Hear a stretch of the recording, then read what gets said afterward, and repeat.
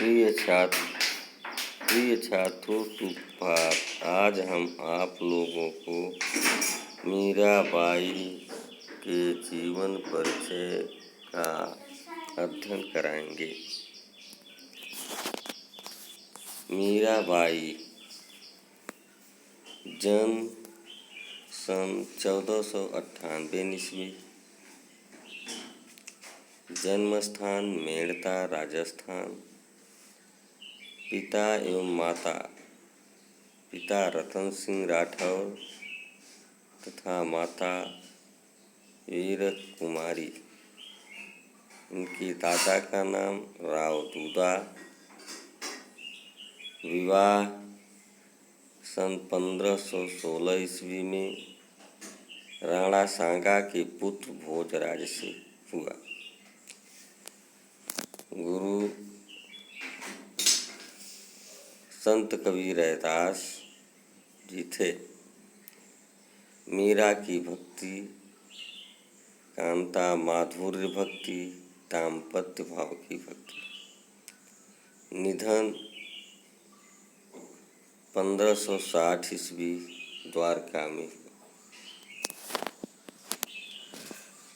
रचनाएं काव्य ग्रंथ। पहला नरसिंह जी का मायरा, दूसरा गीत गोविंद का टीका, तीसरा राग गोविंद, चौथा राग सोरठ। 10वां में अन्य रचनाएं। मीरा पदावली, मीरा की मल्हार, गरवा गीत। मीराबाई का उपनाम भक्त की तपोवन की शकुंतला। राजस्थान के मरुस्थल की मंदाकिनी। भाषा राजस्थान मिश्रित ब्रजभाषा। काव्य की विशेषता, श्रृंगार के वियोग पक्ष का चित्रण।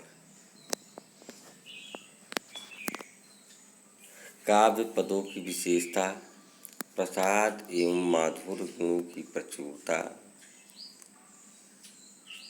काव्य का प्रधान गुण सादगी एवं सरलता। एकमात्र प्रमाणिक काव्य कृति पदावली। पांडा परंपरागत रूप से मीरा की कविताओं को कहा जाता है। मीरा के पद, मुक्तक के पद।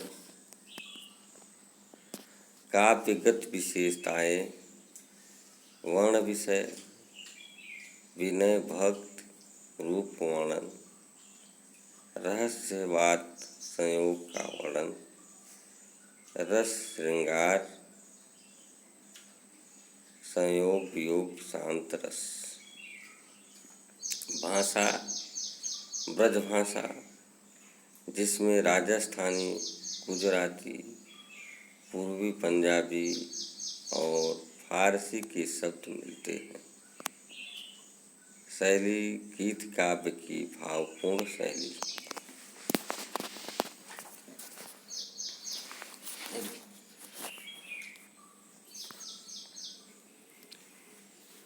मीराबाई का जन्म स्थान मेड़ता के पास चौकड़ी ग्राम में सन 1498 ईस्वी के आसपास हुआ था।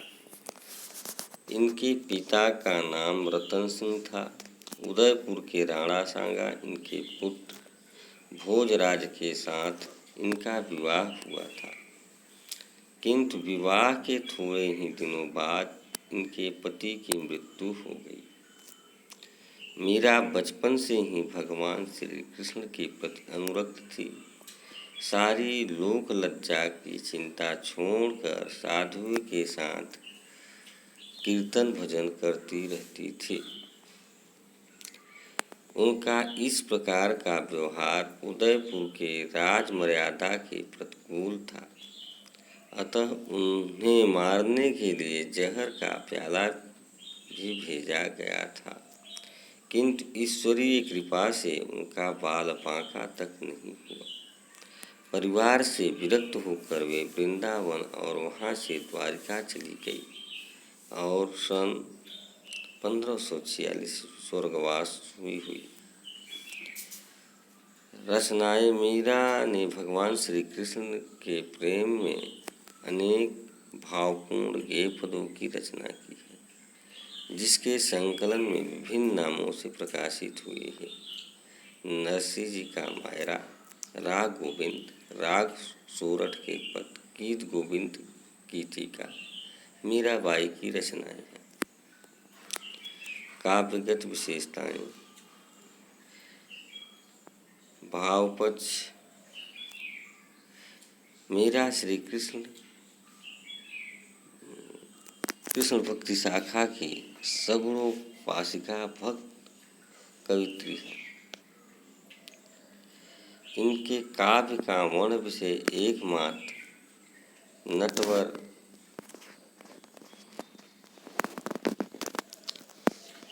नागर श्री कृष्ण का माधुर्य प्रेम है। विनय तथा प्रार्थना संबंधी पद, जिसमें प्रेम संबंधी आतुरता, आत्मस्वरूप समर्पण की भावना निहित है। कृष्ण के सौंदर्य वर्णन संबंधी पद, जिनमें मनमोहन श्री कृष्ण के मनमोहक स्वरूप की झांकी प्रस्तुत की गई है। प्रेम संबंधी पद, जिसमें मीरा के श्री कृष्ण के प्रेम संबंधी उत्कृष्ट प्रेम का चित्रांकन है। इनमें संयोग और वियोग दोनों पक्षों का मार्मिक वर्णन हुआ है। रहस्यवाद की भावना के पद, जिसमें मीरा की निर्गुण भक्ति का चित्रण हुआ है। जीवन संबंधी पद, जिसमें उनके जीवन संबंधी घटनाओं का चित्रण हुआ है। कलापक्ष भाषा शैली। मीरा के काव्य की भाषा ब्रज है, जिसमें राजस्थानी, गुजराती, भोजपुरी, पंजाबी भाषाओं के शब्द हैं।